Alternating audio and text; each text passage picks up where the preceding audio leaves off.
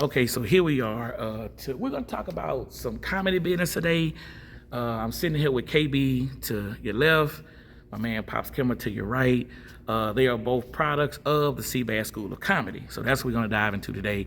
It's just a little bit about, you guys, just perception of a School of Comedy before you even got into it, and now being actual operating officers of the C-Bazz School of Comedy. Just share with us that journey and what you think about School of Comedy. And we'll start first with, the ladies. We'll start with KB, because she, we got to see more of that smile.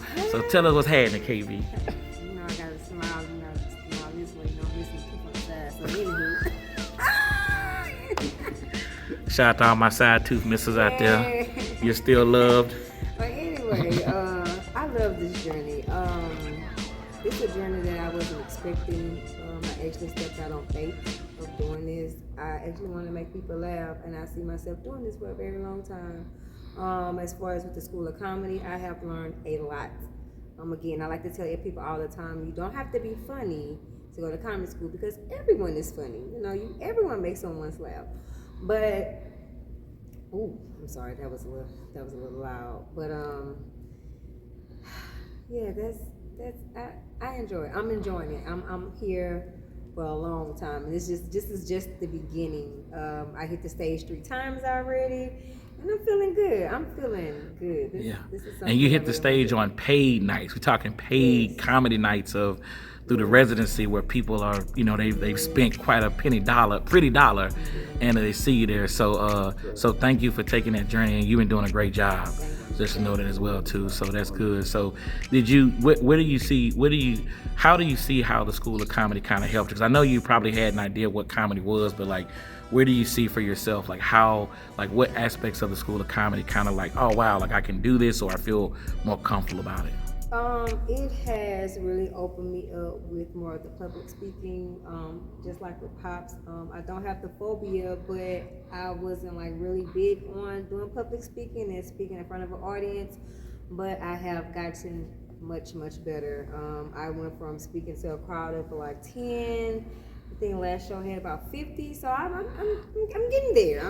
I'm getting there, even though the nerve's still there, but once you're in the back and knock them out, and I tell myself, you got this, girl, and I go ahead and hit that stage and I kill it. Yeah, it is. Good. So we'll jump over to your side now, Pops. I know you, again, you came in as a student, and I think it's funny because both of y'all were my only. I think the school's only session that had just one student. Everyone else has had more than one. And it seems like with the one-on-one has been better because y'all are sitting here. But what would you say about you first walking into it to where you're not, just mainly the School of Comedy? Well, basically, I found out about the School of Comedy through social media. And I reached out to C-Bazz, and we had a little communication gap because I was out of town, but then when I finally got back, we were able to schedule it, and it really was what I expected. I did like the one-on-one because I think at that point I was able to get more in-depth and personal, so I think that really helped a lot. It delivered exactly what I expected. History, public speaking is huge for me. And then being able to express that I do have what you mentioned, which is glossophobia, which is the fear of public speaking, and comedy is public speaking. And being able to express that in school, I think the class was able to gear towards that and give me an outlet to help me get into a comfort zone, so that when I did hit the stage, I could kind of be prepared and know how it may feel or whatever. And that was discussed in the class, the public speaking aspect and the fears and the lighting and all these different things that need to be distractions for you that you would need to know and understand as far as comedy goes. Like I said, it's not just stepping out on stage and telling jokes. There's a skill to it. It's an art. It's a business. Awesome, good. And if you guys were to run to somebody in the street and they just be like, man, okay, look, what's the School of Comedy all about, man? Why should I do it? What to look for? What in just 30 seconds or less, what would you just say? If you want to work and this is something that you want to do, then do it. That's all I'm gonna say. You gotta work for it. Work. I would say it's a confidence builder. Public speaking and having the confidence to get up and speak yourself and speak to people. That's what it really has been for me. A confidence booster, being able to find the pride in yourself and the things that you choose to say to people. That's kind of where I'm at. Good answer. Okay, so last questions on this stuff. For the School of Comedy, what would you say stood out to you during your actual courses? Was there anything in particular that you remember, whether it be an exercise, whether it be like a lesson learned, with each of y'all? And I'll start with Pops this time. What is there anything in particular that you would just want to share that popped out to you that was like, oh, that was cool, or oh, that was the most like memorable part of it, or anything like that? For me, it was the writing. In class, they talked about different writing styles and different writing techniques, and for me, I ended up utilizing what was taught in class, but then I figured out my own format and a way to write, because that helped me remember my lines when I got on stage. So almost like a photographic memory style I would do. When I write, I use a lot of artwork or whatever, because it triggers what the subject matter is for the joke. And then as I practice my lines, I can remember those photographs that I use for the certain jokes that I want to go. So I could like photographically kind of look at that picture in my mind. And that's kind of how I learn. I learn through like physical things more so than memorization. That's pretty good. That's good. Okay. And KB, was there one particular thing that you pretty much saw like during the class that you remember, like, because I know for you it was a little bit unorthodox, but just, what is there one thing you remembered even from just beginning of initial, like the first time to like maybe more toward even the last class? Like, was there anything that stood out to you? So I enjoyed all the sessions. I ain't gonna lie, I thought I was gonna go back first with the question, but I want to piggyback off Pops with the confidence. When we had that session about the confidence, when C-Bazz told me how I really have to build my confidence up and have that particular day, you can't tell me nothing. Can we curse? Like, can we curse? Can we curse? Like, you can't tell me, shh, you can't tell me nothing. Like, ever since then, my confidence went from here to up here, and that particular course really was an eye-opener, because I have low self-esteem. Like, at first I had low self-esteem, but he told me that you build that confidence up, you're gonna go on stage, people are there to see you. I'm like, yes, now this is something that I really want to do. So confidence, that was what I learned out the session, and I have that. I'm building it up, and I'm still building it. So thank you. Yeah, very, very, very great answers. Really good, authentic, original answers. And I'm gonna dive into, what was it like for your support system? And the reason why I'm harping on that is because support is everything. I think in anything that we do or we take on. So like, I'll go back with you, KB. What has your support system been like? Has it, like, even if it hadn't all been great, like, just tell us about like the whole circumference of your support system when you was like, hey, I'm gonna get into this journey, I'm gonna jump on it. Please go from there. So I actually asked my girlfriend for $60. I felt like a little bum. I'm not even gonna lie to you. I felt like a little bum. I'm like, hey, I need to borrow. That's your favorite line. I need to borrow $25. I'm trying to sign up for comedy school. She like, comedy school? I'm like, yeah, like comedy school. I've been trying to go to comedy school a whole year. A year ago, my knee messed up, and like I'm like, this year, this is gonna be the year I go to comedy school. Like, this is not gonna stop me. She sent the money. I was so excited to send to C-Bazz. I'm like, look, I'm sending something. I just want you to know that I really want to do this. And then eventually I did finish paying him off, but I just want y'all to know that's how it was. And she has been supporting me since day one. She's been to all of my shows. I have some friends that have came. My mom even came. My sister came. So I have a really, really big support system that's supporting me with my comedy journey. I haven't had anyone to say, why are you doing comedy, or what makes you want to do that. It's all of, I see you doing your comedy thing, or I'm gonna come to your show. But I actually have people that actually does come to my show, and I'm very, very supportive of that. And I have new new fans and That's new right. followers. So Exactly. you know, Exactly. I'm slowly getting there. So yeah. All right, that's great. Now, Pops, your support, what has that been like from your end? Because I know sometimes it looks different for different people and stuff like that. So what has it been like for you? It's been amazing. I get messages from people that I've never even personally met that are outside of my circle that just say, hey, your journey is an inspiration to us. And I'm sure a lot of it is because I started so late in life. You know, I'm already in my 50s. And to go on this new journey to people is like amazing. So that is huge for me to hear from people, you know, that look up to what I'm doing and appreciate it. Of course, I get support from my family, people that I've already known, like KB, new fans, new followers. Social media is beginning to pick up really well, so that makes me know that, you know, what I'm doing, people are engaging in it and liking it. I'm evidently delivering a product that they like. So it's just an overwhelming experience. It's a journey that I'm loving. I look forward to doing this for quite some time. It's my therapy, you know. It's my coping mechanism. Very good, very good. I'm just going to end on, I definitely like the fact of what you guys said. And that's one of the things we're going for with C-Bazz School of Comedy is also like diversity. You know, I sit here, I look and I'm seeing, you know, a black man in his 50s, and I'm also seeing a black woman in her 30s. And, you know, sexual orientation doesn't matter. Race, creed, and that matters. You know, we're all about diversity here.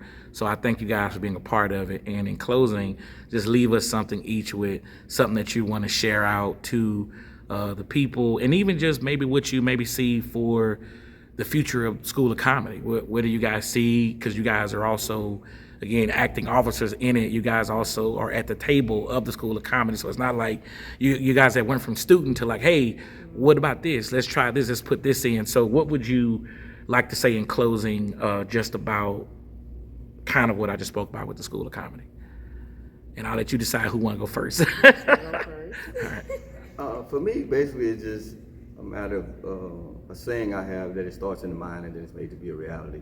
So what started in my mind was the idea of, you know, involving myself in comedy. Here I am, now I'm in comedy. C-Bazz School of Comedy opened up that door of opportunity for me. What I would like to see is for that opportunity to be extended to other people. I would like to see the program grow. I would like for more students like us to be able to come out of the School of Comedy. When I do shows, I always speak about the foundation that I was given by being able to go to the School of Comedy. I tell that story in my bit. So it's huge for me to be a part of, and I'm glad that C-Bazz had the vision to start that type of school that gives, you know, us this outlet. Because I didn't really know at the time, you know, how would I get into comedy? You know, do I do the, you know, what they call the open mics or whatever? And to be honest with you, I haven't had to do any of those open mics or whatever. And a lot of people say, well, why don't you be at this open mic? Why you did? Well, the School of Comedy actually gave me a platform to build upon that I didn't have to. I went to the School of Comedy. Through that school, I was able to go right into actual performance, just like you did. So with that kind of avenue to take from there, you know, it just opened up to where it is now, and I've probably done over 27 shows from that point on. So it's just a beautiful ride, and I'm enjoying it. Great answer. You've done ooh, quite a ooh, bit. Yeah, you done quite a bit. Took that answer. Ooh, you took the words. Yeah. And Kay, before we start with you, I definitely want to jump in. I just want to say that to the comedy world is that I didn't know there would be such a divide from open mic philosophy and not open mic philosophy. You know, again, if you are someone who has gotten a comedy from the open mic, that's fine. We're not against it. We're not saying anything about it. It's just that there are more than one way to skin a cat. Because when I started in comedy, the open mic was not existent. At that time, there was no such thing. You just got up there and just kind of do a show. And I found that being the most rawest, best way, because you learn from actual people who are not biased towards you. They're not other comedians. These are people who are real audience members who really can give you their take. And also, I think it's important that there's a system in place so that there is someone there, whether it be representative of the club, representative of the comedy that you're doing, that can at least speak with you about what you're doing and maybe point you in the right direction or shed some light on what you're doing. And when there is none of that, it kind of becomes the land of the lost, I feel like, because everyone's going once a week to do this open mic and they don't really know why, they don't really have anywhere to take with it, they don't really have any process to go. All they're going off of is what they see out there, and that's always not the best way. You know, I know if I was just to get out there and cut grass, I had to actually see someone cutting grass and show me how to do it to kind of learn at least one way to cut grass. So I like that part of it. So thank you for answering that. And so KB, we're gonna close in on you. Just the same question that I had Pops with, as far as you know, just what do you like to say in closing, and what do you see about the future of the School of Comedy? What would you like to see it do? And again, how do you may feel like, you know, you being a part of it, what does that mean to you as well? Well, first off, I do want to say thank you for creating the C-Bazz School of Comedy, because if it wasn't for you, we wouldn't even be here at this moment. As far as the comedy, I've never really thought that I was going to fully take this on as a particular career, because comedy is a career. And you know, with comedy school, you just learn so much, to where even though some of the stuff that I already knew, I learned even more with an actual comedian, 20 plus years. And you have the experience, and you taught us the experience, the ins and outs of the comedy world. And on top of that, like you said, Pops, after we were done with school, we were able to hit the stage. We didn't have to go to open mics or anything, and now we have a fan base that's been drawn to us. With the School of Comedy, I would like for it to expand. We get more students to come in, because you really learn a lot. Like, don't think just because we're on the stage and telling jokes, it's not just that, you know, it's more to it. Booking, the traveling, just make sure you have everything straight, you know, pay, you know, payments, you know, just everything, just, you know, it's more to just stand up there again, just telling jokes. And I see it expanding, I see it being, you know, small cities and things like that, but I feel like it's really going to be something real big in Baton Rouge. We have to just get everyone aboard, you know, just join. I mean, you could be up here with us telling jokes, and we could really take over the city one city at a time. We could really do that. But, you know, well, good. I can see that. I can see that. Well, thank you so much for your answers. Thank y'all both for your time today. Really appreciate it. And hey, if you're watching this, hey, definitely consider the C-Bazz School of Comedy. It's very affordable. It's easy to get into. It's flexible. We have very flexible hours. No real big major commitment. And then for the people that are out there that are booking shows, doing different things, different events, hey, consider comedy. That's all we're asking you to do. Just think about it. We love the bands. We love certain things, but you all can attest to that.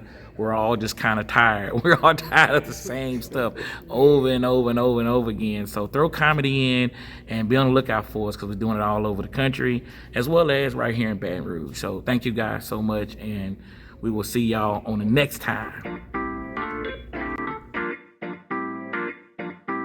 Man, they got me back in the dojo working on my craft. Don't try to slow me down, get out of my path. Some make fun and some try to laugh. Then I see them in my rear view when I move past. Eyes on the prize, though misunderstood. Pause for a second, yep, I look good. Back to the plan, Mr. Black Belt Jones. Shot me in the zone with my headphones on. Cause I can be what I wanna be. If I work hard at it, I'll be where I wanna be. And you could do the same thing too. So make good choices and please be you. You following the crowd for the people to please, while I'm following the keys to unlock and seize. Got me on my Bruce Lee kick. Superstar status with the shades, that's it. In slow-mo, I'm too quick. Superstar status with the shades, that's it. Right off the plane in a brand new fit. Superstar status with the shades, that's it. I'm in my purpose, don't intervene. Superstar status with the shades, that's it. Washed in the blood,